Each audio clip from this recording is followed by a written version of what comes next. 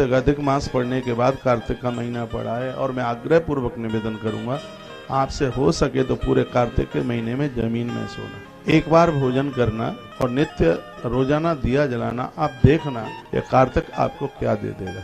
और एक एक सूत्र इसमें लिखने के लायक होगा, पर आप लिखेंगे नहीं, ये भी मुझे पता है। एक एक बात लिखने के लायक होगी। तुलसी कृष्ण तुलसी बंजुलेरवा सुरेश्वरी सर्वदा पूजितो विष्णु कृष्ण हरत नित्य सा। जो भगवान के ऊपर एक तुलसी का पत्ता रोज चढ़ाते हैं, भगवान नारायण उसके सभी कष्टों का हरण कर लेता है, उसके जीवन में किसी भी प्रकार का कष्ट नहीं रहने देता। जो तुलसी मंजरी रोज महादेव के ऊपर चढ़ाते हैं, भगवान कभी उनको रोगी नहीं होने देगा, उनके प्राणों के ऊपर कोई खतरा नहीं आने देगा। ये मेरे सामने एक ग्रंथ रखा है, इसका नाम है पद्म पुराण, और इसमें से मैं आपको कार्तिक महात्म्य सुना रहा हूँ और बिना प्रमाण के मैं यहाँ से कोई भी बात नहीं करूंगा। ये आप सुनिए। महादेव के ऊपर तुलसी मंजरी पूरा कार्तिक महीना चढ़ाइए और भगवान कृष्ण के ऊपर तुलसी का पत्र चढ़ाइए। सर्वदा पूजितो विष्णु कष्टम हरत नित्य से। जो तुलसी भगवान को चढ़ाएगा, वर्णने के भगवान उसके सभी कष्टों का हरण कर लेंगे, उसके जीवन में किसी भी प्रकार की दिक्कत नहीं रहने देंगे, किसी भी प्रकार की परेशानी नहीं रहने देंगे। कार्तिक मास संप्राप्ते पूजनीय महेश्वर। कार्तिक के महीने में जो महादेव को पूजेंगे,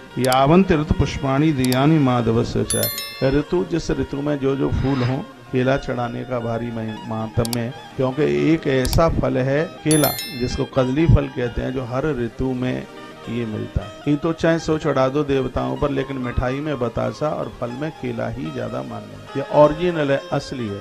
असली चीजें रही नहीं है। पेय में नारियल का पानी शुद्ध और तो कुछ है नहीं, बस यही है। अब इसमें भी पता नहीं लोग क्या इसमें भी अपना दिमाग लगा लें, उसमें भी कर दें मिलावट, लेकिन अभी तक मिलावट नहीं है। एक नारियल पानी है, इसलिए मैं खूब पी लेता हूँ नारियल पानी, क्योंकि उसमें मिलावट नहीं है इसलिए।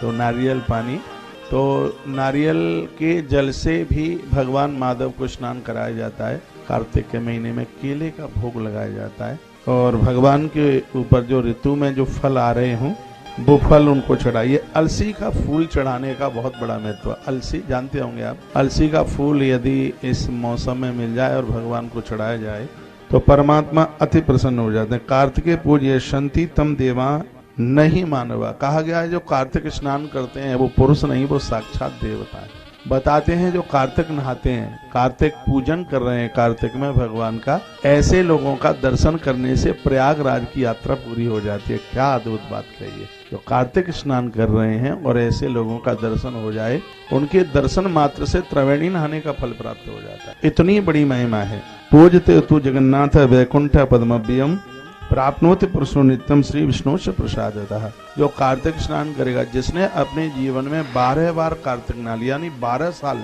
कार्तिक स्नान कर लिया है, पूजते तु जगन्नाथ, स्वयं भगवान जगन्नाथ उसकी पूजा करने को बैठ जाते हैं। वैकुंठ पद सभ्यम, भगवान उसे अपना वैकुंठ का पद दे देते हैं। उसे लेने के लिए गरुण लेकर, भगवान उसे लेने के लिए गरुण को लेकर के आते हैं धरती पर, जिसने कार्तिक स्नान किया है। अविवाहित कन्याएं कार्तिक स्नान करती हैं, उन्हें अच्छे से घर और अच्छे से वर की प्राप्ति होती है, ऐसा वर्णन किया गया है। तो पद्म पुराण में कार्तिक महात्म्य की जो चर्चा की गई है, और वही चैप्टर में आपके बीच में रख रहा हूँ। पूजते देव देवेशा वांछितम लभते ध्रुवम। कर्पूरजा, कपूर माचिस की तीली से जलाने पर जैसे समाप्त होता है, कार्तिक नहाने से पाप भी ऐसे ही समाप्त हो जाते हैं, अपराध नहीं रहते। यहाँ तक पुरुषोत्तम मास से भी बढ़कर के महिमा कार्तिक मास की है। इसलिए कार्तिक मास को दामोदर मास के नाम से जाना जाता है।